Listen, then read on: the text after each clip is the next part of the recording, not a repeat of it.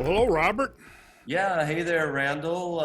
I'm out here in Cortez, Colorado, scouting things out for a trip in spring with you, and we're looking forward to Earth Origins in October. Yes, we are. That would be October 15th through 17th. Yes, that's right, coming up real quick in about a month. Yeah. Friday through Sunday. Yes, that's right, Friday night, Saturday, and Sunday. And the facility you've lined up, I Yeah, haven't seen it yet, but I understand it's pretty nice. it's very nice. Yeah, Uh-huh. we have the Sedona Performing Arts Center again. Okay. And we decided we would get something going here in October before the season gets going on too far into the winter here. Sure. All right. Well, so let's talk about what you've got in store for us this year. Yeah, we've got Freddy Silva is going to have a presentation for us, as well as William Henry and Michael Cremo and James Vieira, some of the usual suspects that have been on the other Earth Origins. Uh-huh.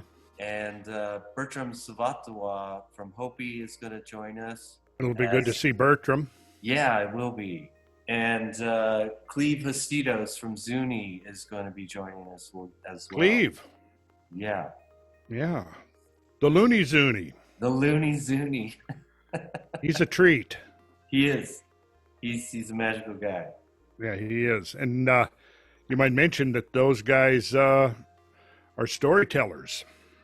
Yes, they are. And, you know, from their cultural perspective, the Puebloan people have really been around tens of hundreds of thousands of years. And just there in Orive, where Bertram is from, it's the oldest continuous inhabitants in North America at 1,200 years up to today. Continuous Yes. inhabitants. Yeah. The longest Continuous habitation. Yeah. Wow. Yeah. So what I really enjoyed about going in the field with those guys was being able to see how the modern scientific stories and the traditional stories of the native peoples are so complementary to each other. Precisely. Yeah, I was very impressed by that. And it just really, really underscores the value and importance of the traditional narratives and the power of the traditional narratives. Yeah, and all of those things we were looking out into in the Southwest in the last tours, last October and May, where we were seeing major catastrophic flood erosions. Mm-hmm. Their stories and their mythologies, you know, align with that and back that up. Yes, they do. So what's some of the subject matter that's on the plate? I mean, what's William Henry going to be talking about? Do you know yet? Well, I'm sure it'll be interesting. Henry's going to be talking more about current times and AI and how all of these things in modern times, including, you know, the last year and a half of shenanigans, is guiding us to, you know, sort of an artificial existence, the combination of man and machine. Mm-hmm. I'm sure that's going to be interesting and important. Well, he was really on fire last time he was here. Oh, was he? Yeah. Oh, good. And Freddie, what's he going to be? Do you know what he's going to be getting into? Yeah, Freddie's going to be speaking about sacred space from indigenous perspective and the energies of sacred space and land, you know, from indigenous people's perspectives of how they review it and revere it. Now, there is a subject that's extremely rich in ideas and content and potential. When we start talking about some of we want to say the metaphysics of the earth, the utilization control of energy, that's a very important subject at this point right now and going forward into the future. And that's where I think we're going to be learning a lot from the astronomy and the sophisticated astronomy and geology and geography of ancient peoples.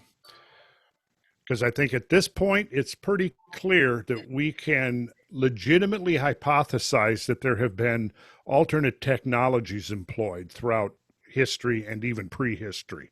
Yes. Yeah. I mean, when you just look at the architecture of the Egyptian pyramids alone, not to mention all the other pyramids complementing it around the planet, Right. it just beckons, a higher civilization, because we can't even imagine how to accomplish those feats.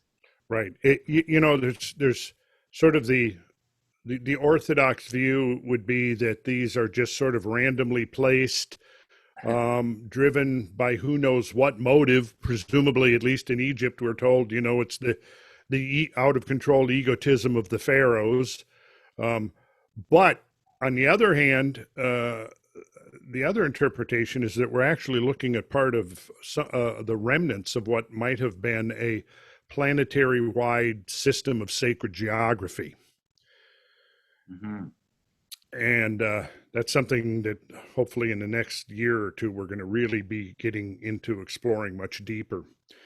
So I think my contribution for this episode of Earth Origins will be, I'm going to get into some of the archaic models of the great year, the cycles of time, the passage of time, and what it means in terms of the grand cycles of this planet we live on, the macro cycles, the micro cycles, because only by knowing where we've come from are we going to have any idea of where we might possibly be going. So, the whole question now that's, so much part of the mainstream narrative is climate change and global change. And you can't have a comprehensive or rational understanding of that without seeing the bigger picture of global change. Yeah. And so there we have, again, this kind of confluence of two different traditions, two streams of knowing. It's both empirical and theoretical. On the other hand, we've got the traditional accounts of cyclical change. This is where it gets so interesting with people like Bertram and Clive, is because their stories are about the cycles. And I got to say that some of my very first introduction to some of these ideas way back in 1972 was in reading Frank Waters' book on the Hopi accounts, which struck me at the time I was reading it as, well, this isn't just mythology we're talking about here.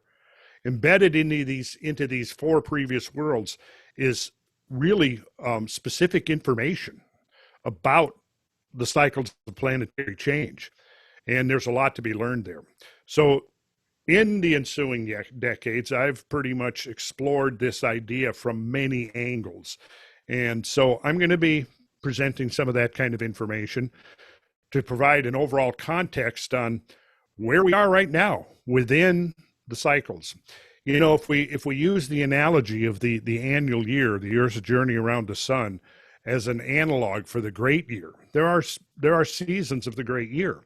And just as there are seasons, and this is what the archaic traditions acknowledged and recognized, is that within the great year cycles, there are seasons, just like in our annual cycle. And within those seasons, there are episodes of global change.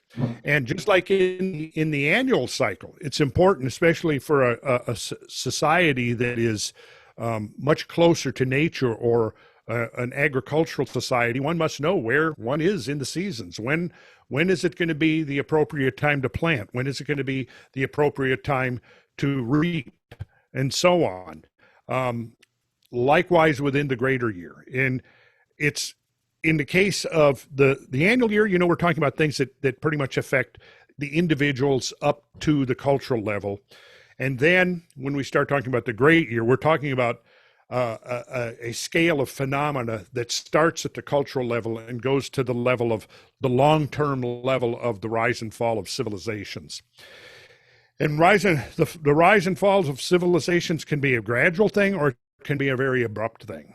And it all depends on the particular confluence of circumstances that are converging at any particular point within that phase transition of the cyclical great year. So that's the kind of thing that I am going to try to get into more. It's what I've been exploring for quite a number of years now, and I'm continuing those explorations and constantly refining, adding new data, trying to get a deeper perspective, a more comprehensive understanding of these things. And as I do this, I want to also continue to share this information, share this knowledge and this insight while it's possible. So that's what I'll be doing. I'll be presenting that. So I'll be using a lot of graphics and, media. I'll be using charts, graphs, maybe some video clips, things like that, to try to give a comprehensive picture of the great cycles of planetary change.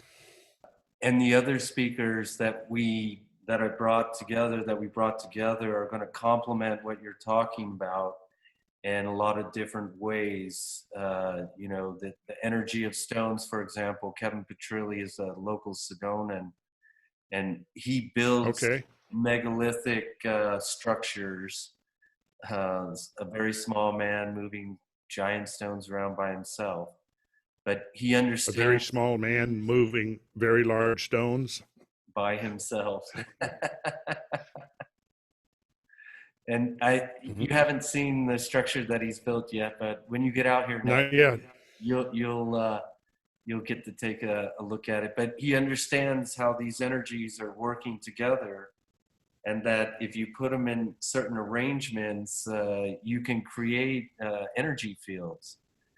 And I think that's what the sacred sites and temples and great monumental structures around the planet actually represent. Yeah, I mean, that right there is one of the key secrets of the alchemical science, that certain geometrical arrangements of highly refined materials that have been properly prepared are enough to control and release and utilize various forces of nature. But again, the preparation of the materials and the geometric arrangement of the materials is key to making this system work. So there's a whole lot of information that we could delve into on that. And some of the stuff that I will be presenting does kind of touch upon that, but that would be potentially a whole matter to be taken up in another episode of Earth Origins, or maybe a workshop or something like that. Well, and then we have another reason why I'm up here in Cortez is I've been invited to come up here with Michael Cremo to investigate a potential site of importance. And there's going to be another Hopi here, I think this week. His name is Donald Dawa Honongnewa. And he works with the Cultural Center, as I understand it, of Hopi. And so he's going to be also looking at this site and validating what's being found or discovered there. And I'm here to document it, to present it at Earth Origins in October. I haven't really seen anything yet, so it's still a little bit of a mystery at this point. But we're definitely here to investigate and see what's going on. Well, I'm definitely interested in finding out what you learn on this trip, and also be scouting for locations for a potential cornerstone laying. Yeah, for sure. I'm definitely scouting out some land up here. And the gentleman that I'm working with is very excited about all he's heard about what's coming down the pike with potential of your school and some other workshops. And he's very supportive of all that, and anything that we're doing here, he sees as a potential complementary working with your school. Good. Maybe possibly acquiring some land to build on, but very enthusiastic. So it's exciting to be here, that's for sure. You're going to be there most of the week. Yeah, I'll be up here until Friday.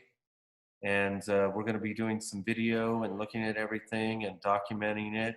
Well, as you know, Robert, I'm going to be heading out in the morning to take a tour, actually to lead a tour of the great floodlands of the Pacific Northwest. We're going to be staying in Soap Lake, Washington, and we've leased a resort for the week, and we'll be exploring the evidence for these great cosmic floods that have been unleashed upon the planet. And this, what we're going to be looking at is the landscapes created by one of the, if not the greatest floods ever documented in the history of the Earth.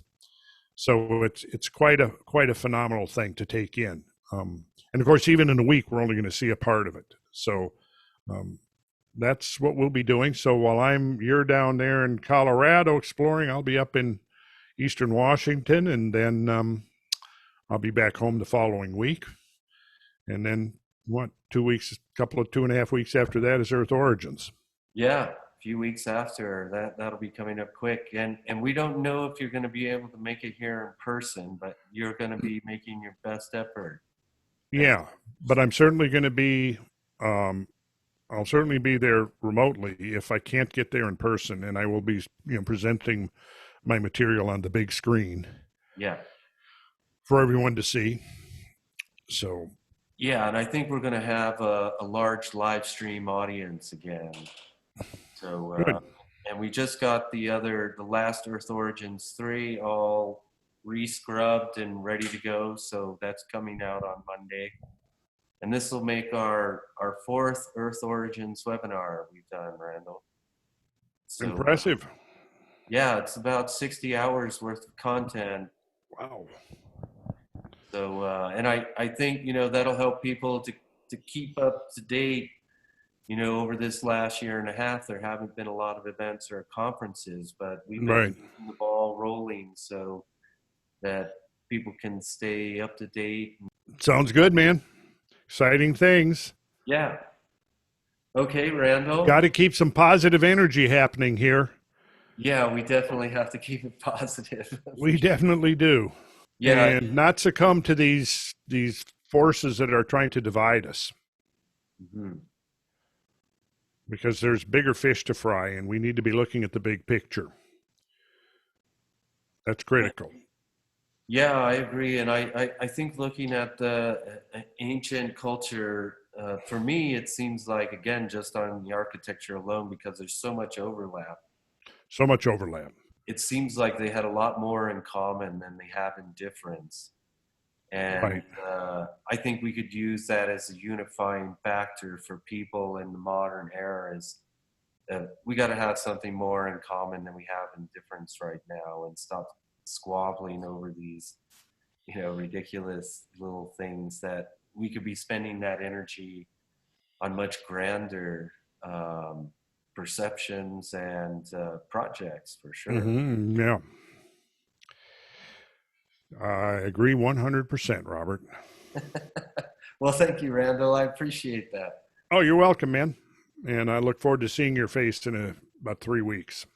Okay, yeah, and we'll catch up after we get back from our respective journeys. Yeah, and we'll compare notes. I'm looking forward to hearing what you guys discover up there too. Yeah, it's going to be fun. We had to add an extra day. We did 5 days last spring, but that just wasn't enough. So we added an extra day. We've got a small handful of people who are repeating it because they just had such an awesome time. They wanted to do it again, but we've got 30 people now we're going to be taking out, and it's going to be a lot of fun. Nice. We basically rented the whole resort, which is a cluster of cabins, with a banquet hall, and it's includes a hotel, and it's at the south end of Soap Lake, and that's going to be our base of operations for the week. And we're going to have Brandon Powell there. He's going to be doing breath work to get us started in the morning. We'll probably do some stargazing. So, yeah, but it's going to be some extraordinary geology. Yeah, that sounds fantastic. That sounds really. It's going to be. I'm sure it's going to be. Yeah.